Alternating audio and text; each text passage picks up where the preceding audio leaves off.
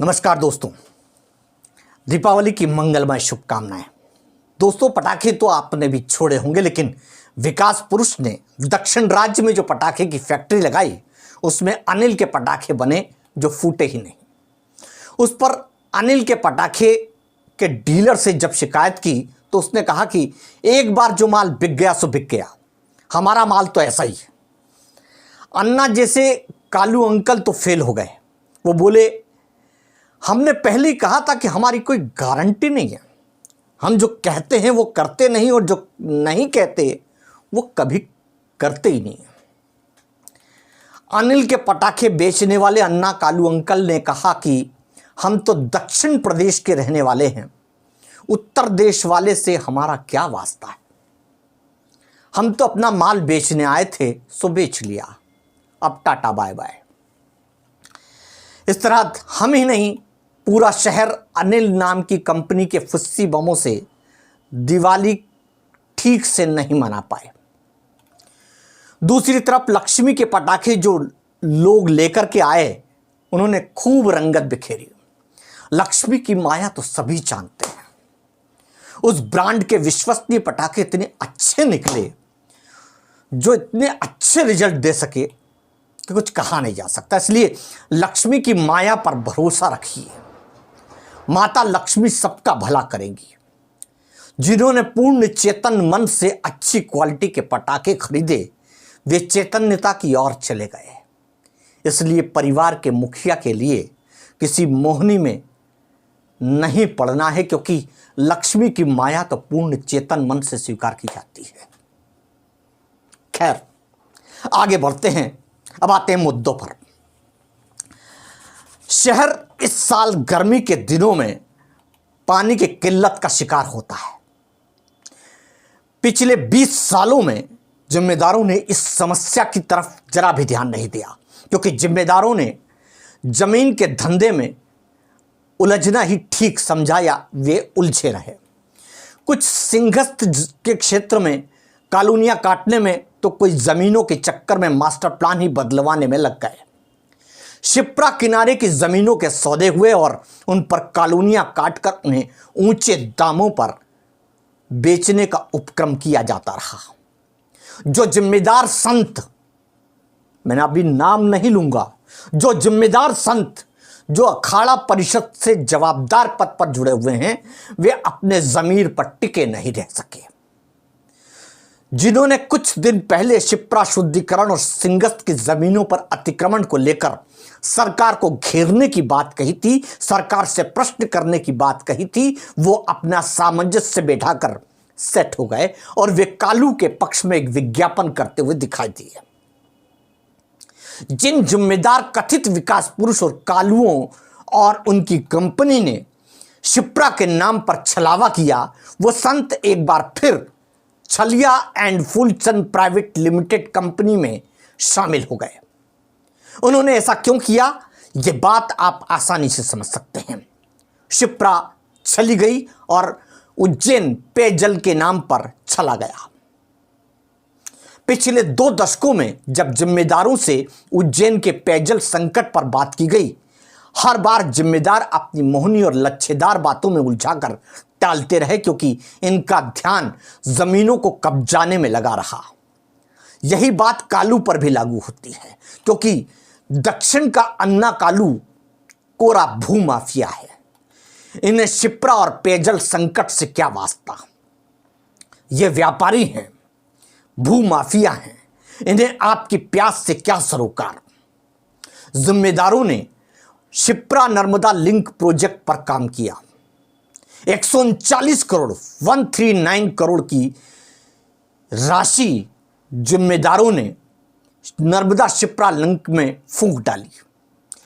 इसमें जो विकास पुरुष और कालू अंकल का जो कमीशन होगा वो अलग होगा।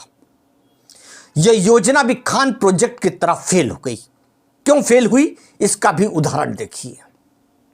यह मैं हवा में बिल्कुल भी नहीं कह रहा हूं, इसे एक विश्वसनीय अखबार नई दुनिया ने उठाया था। स्क्रीन पर आप देख रहे होंगे, नई दुनिया की स्क्रीन कॉपी में आपको दिखा रहा हूं। नई दुनिया लिखता है कि अरबों रुपए की नर्मदा शिप्रा लिंक परियोजना शासन पर बोझ बन गई। परियोजना के संचालन पर सालाना जितना रुपया खर्च हो रहा है उतनी आमदनी नहीं हो पा रही है। वजह है कि उज्जैन और देवास नगर निगम द्वारा पानी के एवज में उसका बिल न चुकाना। दोनों निकायों पर बिल के 700 करोड़ रुपए से अधिक के बकाया है। स्थिति यह है कि नर्मदा घाटी विकास प्राधिकरण एनवीडीए शासन को बार बार अवगत करा रहा है। इसी खबर में आगे लिखा है, मालवा निमाड़ अंचल के लोगों के सिंचाई, औद्योगिक और पेयजल जरूरतों को पूरा करने के लिए 8 साल पहले 432 करोड़ रुपए की नर्मदा शिप्रा लिंक परियोजना धरातल पर आकार ली। 6 फरवरी 2014 को परियोजना के लोकार्पण समारोह में मुख्यमंत्री शिवराज सिंह चौहान ने कहा कि 2 नदियों के संगम से संपूर्ण मालवा और नर्मदा की भूमि समृद्ध होगी। इसी में आगे लिखा है कि मालवा निमाड़ अंचल में जल संकट सदा के लिए मिटेगा। बहुत गौर कीजिएगा इन लाइनों पर। मालवा निमाड़ अंचल में जल संकट सदा के लिए मिटेगा। मेरे प्यारे भाइयों और बहनों, क्या जल संकट मिटा? क्या जल संकट मिटा? क्या जल संकट मिटा भाइयों और बहनों? यानी कि 430 करोड़ नर्मदा शिप्रा लिंक के और खान डायवर्सन के 110 करोड़, वो दोनों के हुए कुल, यानी कि कुल जमा 540 करोड़। मेरा थोड़ा सा गणित कमजोर है, आप भी हिसाब किताब लगा लीजिएगा। 540 करोड़, लगभग 550 करोड़ रुपए पानी में गए। उज्जैन वही ठगा का ठगा रह गया। ना जरूरत पड़ने पर नर्मदा का पानी आ रहा है और ना खान का गंदा पानी मिलने से खान प्रोजेक्ट कारगर हो सका। यह योजना पर योजना फेंकते रहे। शहर हर साल प्यासा खड़ा रहा। इनसे पूछो तो ये कहते हैं कि जल्दी ही दूसरी योजना ला रहे हैं। जरा पूछिए कि यह योजना आखिर फेल कैसे हो गई। वही लोग जो अगली योजना बना रहे हैं, ये वही लोग हैं जो पुरानी योजना बना चुके। योजना तो इनकी जेबों में ऐसे रखी रहती है या ऐसे धरी रहती है जैसे पुराने जमाने के जो लेटर बॉक्स थे ना पोस्ट ऑफिस के, उसमें जो पत्र भरे रहते थे, ऐसे इनकी जेबों में योजनाएं भरी रहती हैं। इस साल हमारे नवोदित महापौर ने एक दिन छोड़कर भीषण गर्मी में पानी दिया। यह हर साल होता है, लेकिन इस साल नवोदित महापौर ने यह किया।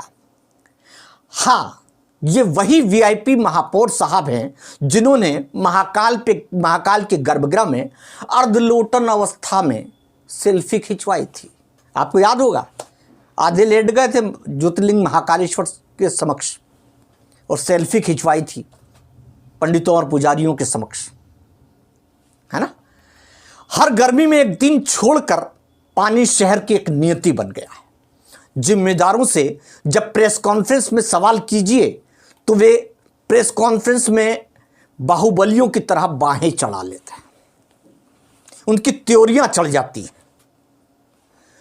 प्रेस जब शहर की जनता की प्यास के लिए सवाल करती है, ये बाहुबली भूमाफिया नेता प्रश्न पूछने वाले पर मीडिया कर्मियों के खिलाफ साजिशें रचने लगते हैं। कभी कानून का भय दिखाया जाता है तो कभी ट्रक तेज गति से भी आते हैं, ऐसा कहा जाता है। इसका मतलब आप समझ सकते हैं। जान सबको प्यारी है। संत आज जनता की प्यास और सिंहस्थ भूमि पर अतिक्रमण के सवाल पर मैनेज हो गए और विज्ञापन में जुट गए। पैसे की जरूरत सबको पड़ती है संतों, लेकिन इतने भी मेहनत मत हो जाइए कि सिंहस्थ में मां शिप्रा में डुबकी लगाते समय तुम्हारे ही शरीर से शिप्रा मेली हो जाए। अवधेशपुरी तो अमरीशपुरी बन गए। कहीं 2028 के सिंहस्थ में आप उज्जैन की जनता से ये मत पूछिएगा कि शिप्रा मेली थी तो आपने क्या किया। सिंगस्त क्षेत्र में अतिक्रमण हो रहे थे और नेता कम भूमाफिया सिंगस्त की जमीनों पर पसरते गए, तो आपने क्या किया? हम उस समय आपसे ही पूछेंगे संतों कि आप क्यों सनातनी होने पर भी उस समय मैनेज हो गए और कालुओं के समय पर कालुओं के साथ उनके विज्ञापन में जुट गए। जब समय परिवर्तन मांग रहा था तब आप मैनेज होते चले गए, जब शिप्रा न्याय मांग रही थी तब आप मैनेज हो गए। अब उज्जैन की जनता को यह तय करना होगा कि ये प्यास है बड़ी। अब प्यास पर बांसुरी की मोहनी और किसी कालू कल्लन बिल्डर को हम अपने परिवार का मुखिया तो बिल्कुल भी नहीं बनाएंगे। यदि मुखिया इन्हें चुना गया तो इन बेलगामों को बेशर्म ढीठ होने के लिए किसी को मत कोसिएगा, क्योंकि इसके दोषी आप स्वयं होंगे। अपनी प्यास और शिप्रा को याद करके ही अपने जमीर के साथ समझौता मत कीजिएगा। मुफ्त के फेंके गए टुकड़ों को ठुकराने का वक्त आ गया है। जिम्मेदारों के साथ चलिए, जिम्मेदारी के साथ चलिए। गैर जिम्मेदारों और भूमाफियाओं को तो आपने आजमा ही लिया। खैर, चलते चलते आपसे एक अनुरोध, 17 नवंबर को मतदान का दिन आपके अधिकारों के उपयोग का दिन है। निष्पक्ष मतदान कीजिएगा। अपने बुद्धि का प्रयोग करके किसी मोहनी और कल्लुओं के प्रलोभन में ना आकर निष्पक्ष मतदान कीजिए और देश धर्म का पालन कीजिए। सनातनी है इसलिए शिप्रा को जरूर याद कीजिएगा। शिप्रा हमारी माँ है और शहर और समूचे मालवा की जीवनदायिनी है। अगले अंक में आपसे कल फिर मुलाकात होगी। तब तक दीपावली पर अनिल के पटाखे नहीं बल्कि राजेश्वर विष्णु और माँ लक्ष्मी की माया से चेतन हो और पूरे परिवार पर महादेवी माँ लक्ष्मी की कृपा हो। इन्हीं शुभकामनाओं के साथ कल फिर मुलाकात होगी। बहुत बहुत धन्यवाद, बहुत बहुत धन्यवाद।